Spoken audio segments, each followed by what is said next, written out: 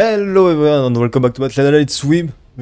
Today it's Wednesday, and so, Wednesday depends where you live, but for me it is Wednesday, so we got another live stream for the patch of tomorrow and for the next few weeks pretty much. And we also got, a bit before the live stream, we got this announce that we're getting a collab with pretty much a K-pop group. I don't have really any opinion on this. If it's like Kizuna AI collab where we just get free stuff, it's nice. If it's unit we have to pull for, it's kinda ass, not gonna lie. Because we already got one collab this year, and yeah, I guess this one hopefully is just an extra and we get free stuff. Apparently people say that they have some it's K-pop groups, so it's real people, but apparently they have AI stuff like kinda like VTuber and all that stuff. I'm not really, it's K-pop, so I don't really know anything about that.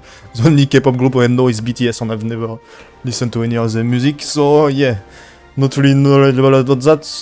I see a lot of people complaining about it, but I guess we'll see. If it's free stuff, there is nothing to complain about. If it's a real unit we have to pull for, that might be a bit troublesome, especially since I don't have any resources right now, but yeah.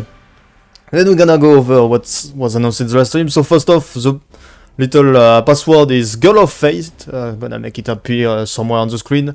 So yeah, you just have to go into your mail, tap it in the box, and type this, and you should get your 3 leaves and get gold. I don't remember how much, like usual. And so we're gonna go over what the live stream was about. So we're getting the last part, the last episode, last chapter of episode 4.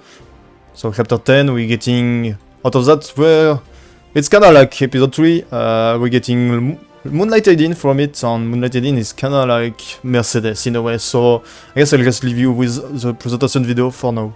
As long as I have something to protect, I will never lose. It'll all be over in the blink of an eye. We still have hope. So, Moonlight Adin, she's a light thief, she's a Leo, so she got pretty bad speed, health and defense, but she got very decent attack, critical, and stuff like that. Sadly, her input has still flat attack, sadly. Skill 2 is very cool, in my opinion. The fact that it's different from the 3 RGB version, it kinda looks like, you know, this scene from Fates where Saber screams Excalibur and throw down the sword like this. It kind of feels like that, but yeah. So we're gonna go over skill 3, Smite of Salvation. So it's kind of like Violet skill 3 in a way. It penetrates target defense by 50%, except that it grants invisibility to all allies except for the caster. So it's kind of like she wants to get hit. You'll see why after, because she grants invisibility to all allies. That means that against AI, the AI is only going to hit her, because the AI doesn't hit unit who has invisibility, even if they have element disadvantage. So she's light, so it doesn't really matter. But yeah, so everyone is going to target her with the skill 3, and then with the skill 2, that's where it gets interesting, that she has passive evasion of 35%, kinda like Violet, and after successfully evading, she can counterattack with Blade Gust. Blade Gust, which is the skill 2 that all Adin have. It doesn't do much, it just dispels 1 buff, but it's AoE damage. The evasion can be increased, it's 35% here, but yeah, it can be 40... So yeah, it goes up to 50%. Hope I didn't do the math wrong on that one. And then we got the skill 1, attack the enemy with a sword, with a 65% chance to make them unable to be buffed, so an anti-buff, and the soulbound makes it 100% chance on 2 turns. It's 75% chance with skill up. Honestly, very interesting skill already. She has basically Violet passive, but it's not a buff, so you can't sleep it. So she has innate 50% evasion, that's really nice, and you can sleep it, unlike Violet, so that's... I'm gonna compare a lot to Violet. Then we go over to her rune, because her rune changed also. Courage rune, she gets attack. Obscurity rune, she gets critical hit chance. Very nice. On speed rune, she gets a 5 spin, which kinda nice since she doesn't have the best base speed. I don't know if rune applies to the base speed or if they are kinda like EE. Don't know about that one. Then we got Unity rune, which increases the attack by 5% of all allies. Why not? At event road, when she evades, she gets CR push. It's even more crazy. So yeah, then for the skill rune, we got the face rune. So on the skill tree, when you do it, on dark unit you increase the damage. So yeah, it's a single target by the way. So yeah, you put the target defense by 50% and you get extra damage on dark unit. You might be able to one-shot some dark unit. We'll see about the multiplier because she's still a 3-star, so might not, but still very decent for what I'm seeing. Relic rune, when using the Might of Salvation, if the target is a dark element, has a 50% chance to decrease skill cooldown by 1 turn. I don't know if it's those stacks, if like 20, 35, 50%, if it's like 50 at the end, or if it's like 100% at the end. If it's 100%, it's very nice, because skill tree doesn't have that long of a cooldown. If I recheck it really quickly, it's 5 turn without 5 turn with skill ups, so 4 turn, why not? Can help. Then for the other rune, we got rune for the skill 2. When she does skill 2, so the Blade Gust, she has 50% chance to remove 5 soul from the enemy, so a little soul removing mechanic, why not? There is not that many units that actually drain soul. There's only 8 Tywin on Acid now, on some artifacts. On Billion, just completely remove soul. But yeah, so that's nice. Fusion rune, when using Blade Gust, has a 50% chance to increase attack of the caster for 2 turns, so she has a self-attack buff. Kinda like Riot, except Riot is on his skill 3, yeah, it's on her skill 2, but that's very nice. Then for the last rune, we got the Wedge rune on the skill 1, so now she can heal also, so yeah, she can pretty much do anything that Violet can do right now, just that it's in her base kit. On second card, it's in her base kit because you can't really give her an artifact, the reason being that, kinda like Mercedes, she is going to get a free artifact that only works on her. So, Sword of Cycling Season, increase evasion by 20%, so she's gonna go up to 70% with her passive. When attacking, if the caster is an element advantage, increase damage dealt by 25%, so with this, she might really be able to deal big damage on dark unit. So, kinda like an LQC with Ryled kit, in a way, if you want it that way. But yeah, that's a very interesting kit, and honestly, thanks God I did the episode 4 since now, so I will be able to quickly do air, and yeah, I'll probably be able to use it, because it's a very fun unit, probably going to be built like Ryled, maybe a bit tanky since he's going to get hit a lot, because of the skill tree where he grants invincibility to all ally, but yeah. I guess now we'll go over to the non-free-to-play aspect of this patch, which is Zio. So I guess I'll leave you with the presentation video. But before that, remember to be like the video and to smash the like and subscribe button. When all the pieces are put together, I'll finally be whole again. I am the rightful ruler of this land. Kneel before me. Must suffer the consequences. Those who deny their fate. So Zio is a Dark Mage RBS constellation. He has a very high attack, some very nice critical hit chance and effectiveness, so you can already expect debuff on him. He has very low speed, but we'll see that it kinda get compensated for stuff.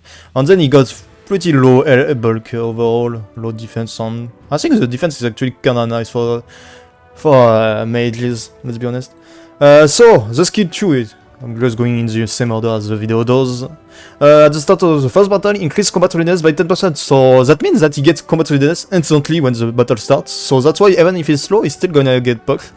And this is an effect by the reduce combat readiness and increase the caster receive, so that means that you can't modify it by using an artifact, and Politis doesn't work, so he's going to get pucked by like 20% at the start of the battle with skill ups, so he's pretty much going to take first turn.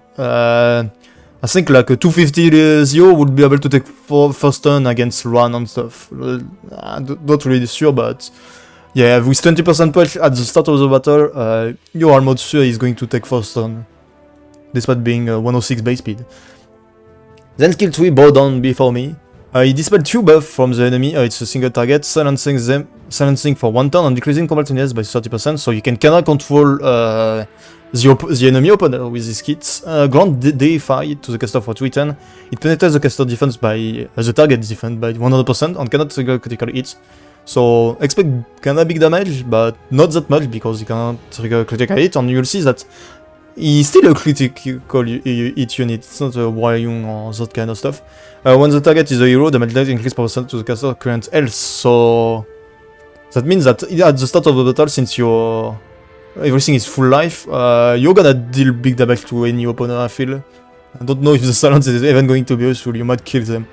Day 5, no, Day 5 is just, you get extra critical hit chance, so easier to build, you only need, it's just Zag, but in form of a buff. And when attack, decrease damage suffered by 50%, I think that's the biggest I've seen in terms of damage decrease suffered in the game. That's kinda insane. On the Soulburn, dispel all buff from the target, so instead of 2. I mean, it's rarely going to be used, I guess, but still nice in case the enemy has like 4 buff and it's a few turns into the battle. Then the skill 1, which is the big skill, because it's not the skill 2 that's going to do the most. Let me destroy you, attack the enemy with a spear before increasing attack of the caster for 1 turn, so he's going to pretty much have always attack buff on him. When the caster is deified, so when he has his buff, activate disappear as an extra attack. Disappear can only be activated on his turn, so no counter gaming on this one. Disappear attacks the enemy with a sword storm, and when the enemy is defeated, increase combat readiness of the caster by 50%, penetrate the target defense by 50%. So, Zio, not gonna lie, kinda insane. I mean, all boss ML5 have pretty much been very crazy in the game when you see Belian, Straze, on Archdemon Mercedes. I mean, Archdemon Mercedes did get a buff, I think, once, but on Straze too, but Straze was already pretty decent before. This one, woo! I want to say for MLY, but I might have to try and pull for Zio, because honestly, this one seems kinda crazy. His kit is kinda cracked. He doesn't need that much speed, because of his passive that's going to give him 20% at the first turn, only at the beginning of a battle, so yeah, it still means that he's going to be slow afterward, but then he gets, when he has DFI, he takes half the damage, and he has 50% extra crit rate, which is insane too. So yeah, seems like a very easy unit to build, like you can really stack crit damage, attack, on.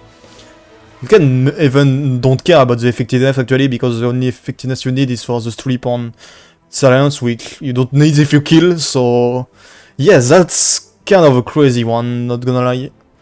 Then going over the extra stuff, we're going to get shoe skin. It was already announced and we are getting it, I assume, tomorrow, on Thursday after the... I don't know if there is a maintenance, could check stuff for that, but yeah, we're gonna get it tomorrow anyway, after the resets.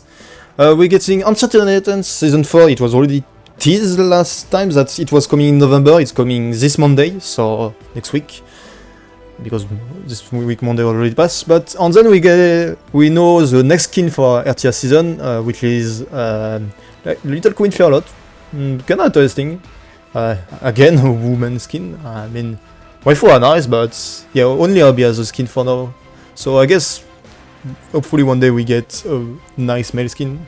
For the banner, we're getting Pera on the 11th, so tomorrow after the maintenance. It says after the maintenance, so I assume there is a maintenance right here on the top left. Then we're getting Hu as well after the maintenance, so Hu and Pera at the same time with their respective artifact. Then next week we're gonna get Abyssal Crown with Bassar, because Bassar doesn't have his own artifact, and then we're getting Yola with Sphere of Sadism as well. Zio will be released on the 24th of November, and he will be accompanied by Shooting Star Arcades, so kind of a bad ML4, not gonna lie.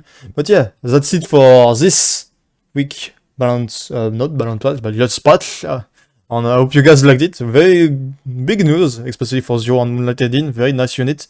I guess the collab we'll have to see, we'll probably get news in December or towards the end of November.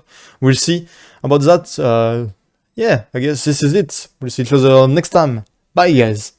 Girl, I'm sold.